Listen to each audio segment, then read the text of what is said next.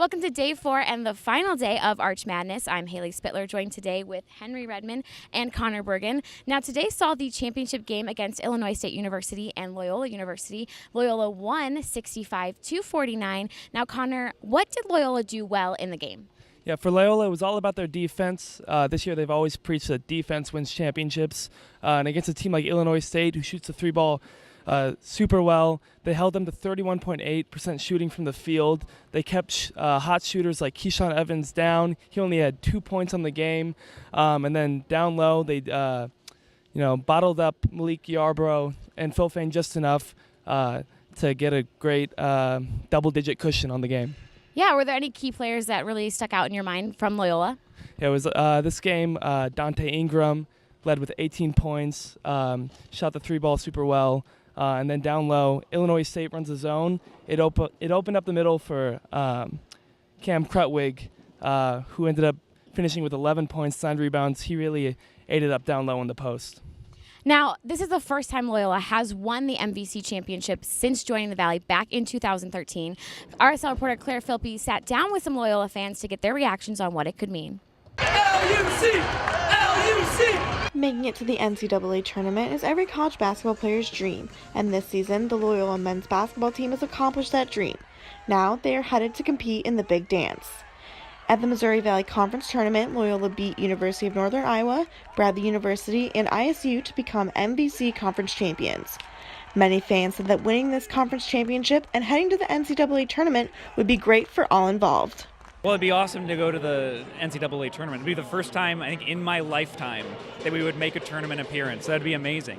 Now, I've been a season ticket holder for a number of years. I'm a double alum from Loyola, and it's awesome to see people who want to come to Loyola games, who want to come and see the basketball team, and everyone's coming back. Guys I graduated with are coming back to watch these games. It's amazing. So I think it's going to be great for the university.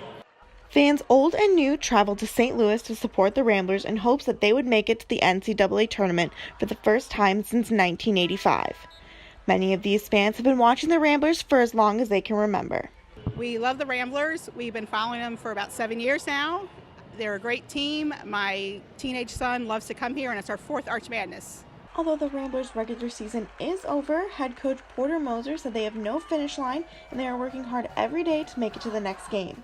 Loyola students from St. Louis were excited to have the tournament in their hometown because they were able to bring their family to watch the game with them. It's been awesome to get to come to the games with my mom because we're from St. Louis, so she doesn't get to come to the games up in Chicago because it's like a 5-hour drive. So getting to support my team with my mom has just been awesome.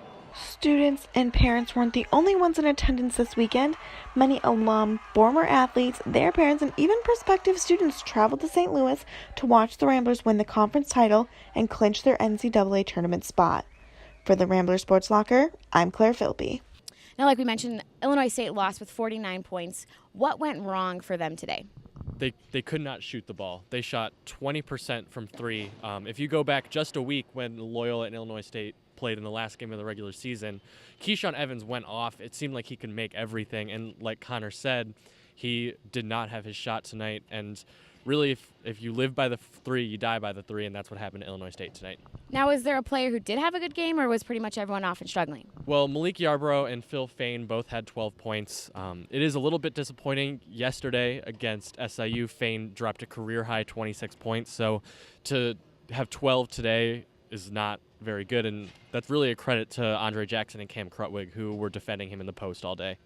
After the game ended, Loyola fans stormed the court. There was also the trophy presentation. They received their rings, and they cut down the net. Now, there were some awards given out in that ceremony. What were they? So Dante Ingram won the tournament's most outstanding player. A lot of that has to do with how he played today. It seemed like he really rose to the big moment tonight. And then Marcus Towns, Ben Richardson were named to the all-tournament team. And then Malik Yarbrough and Phil Fain from Illinois State were also named to the all-tournament team. Now, when the game ended, Connor, you went to the press conference. Was there anything that stuck out in your mind that Coach Porter Moser was saying? Yeah, it was just the genuine excitement in him and the team. The thing that stood out to me most was when actually Marcus Towns was talking about when he joined the team, when he's on his official recruitment visit, and how he just felt like he was a part of the family right away. And he actually started shedding a few tears up in the press conference, Dante Ingram put his arm around him. They all clapped it up for him. It was just a really cool sight to see, and you can tell that the team genuinely has a bond, and they're just very happy to go to the tournament. Now, the win today does mean Loyola will continue on to the NCAA tournament. This is the first time they'll go since 1985. We don't know yet what team or where they'll be playing.